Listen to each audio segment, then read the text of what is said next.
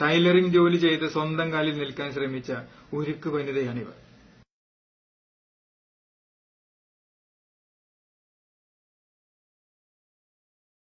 മക്കളെ പഠിപ്പിച്ച് +2 വരെ എത്തിച്ചു.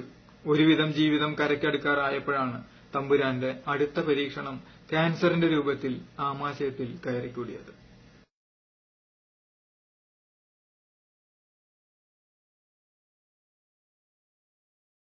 ഉറുമ്പ് ശേഖരിക്കും പോലെ സ്വന്തമായൊരു വീടുണ്ടാക്കാനായി ചേർത്തുവച്ച 5 ലക്ഷം രൂപ ആമാശയം നീക്കം ചെയ്യാനായി ആശുപത്രിക്കാർ വാങ്ങിയെടുത്തു.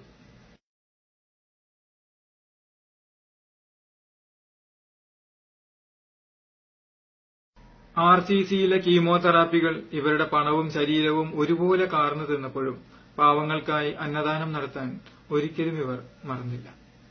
സ്വന്തമായി ഭക്ഷണം കഴിക്കാൻ പോലും കഴിയാത്ത അവസ്ഥയിലും പാവങ്ങൾക്കായി വെച്ചു വിളമ്പി കൊടുത്തു ഈ മനുഷ്യസ്നേഹി.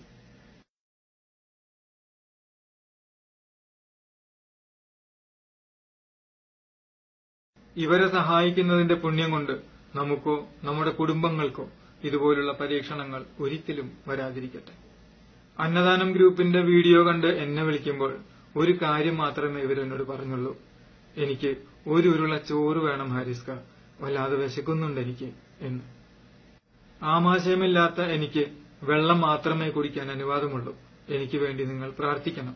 എന്റെ രോഗം മാറിയാൽ ഞാൻ നിങ്ങളുടെ അന്നദാനത്തിൽ പങ്കെടുക്കാം എന്ന്. കഴിഞ്ഞയാഴ്ച കീമോതെറാപ്പിക്ക് പോകുന്നതിന് മുൻപ് അവരെന്നെ വിളിച്ചിരുന്നു. ഞാൻ നാളെ കീമോതെറാപ്പിക്ക് പോവുകയാണ്. കീമോതെറാപ്പി കഴിഞ്ഞാൽ എനിക്ക് സംസാരിക്കാനാവില്ല. സംസാരിക്കാൻ ശ്രമിച്ചാൽ വായിലൂടെ രക്തമൊഴുകും. അതിനാൽ ഇനി എനിക്ക് വിളിക്കാൻ കഴിയില്ല എന്ന്.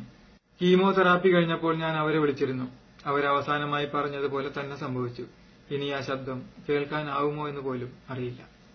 കീമോതെറാപ്പിയുടെ മാരകശക്തി താങ്ങാനായില്ല അവരുടെ ഹൃദയത്തിന്. അതെ, ആ ഉരുക്കു വനിത വീണിരിക്കുന്നു.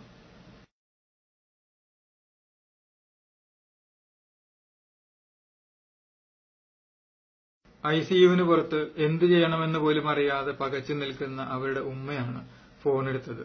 35,000-ഓളം രൂപ മരുന്നിന് മാത്രം ചെലവായി കഴിഞ്ഞു. ഉണ്ടായിരുന്ന സ്വർണവും പണയത്തിലായി. ഇനി ഹോസ്പിറ്റലിന്റെ ബില്ല് വരും. എന്തു ചെയ്യണമെന്നറിയാതെ വിങ്ങിപ്പൊട്ടുന്നു ആ ഉമ്മ. വീണുകിടക്കുന്ന ഈ ഉരുക്കു വനിതയെ നമുക്ക് സഹായിക്കാം. 10,000 രൂപ ഞാൻ അയച്ചു കൊടുക്കുന്നു. 1000 രൂപയെങ്കിലും നിങ്ങൾ അയച്ചു കൊടുക്കണം.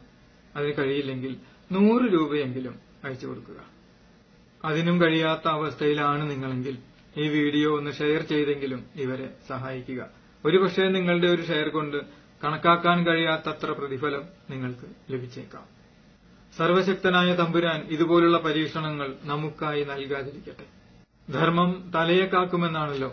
ദയവ് ചെയ്ത് സഹായിക്കണം വീണുപോയ ഈ മനുഷ്യസ്നേഹിയായ അമ്മയെ.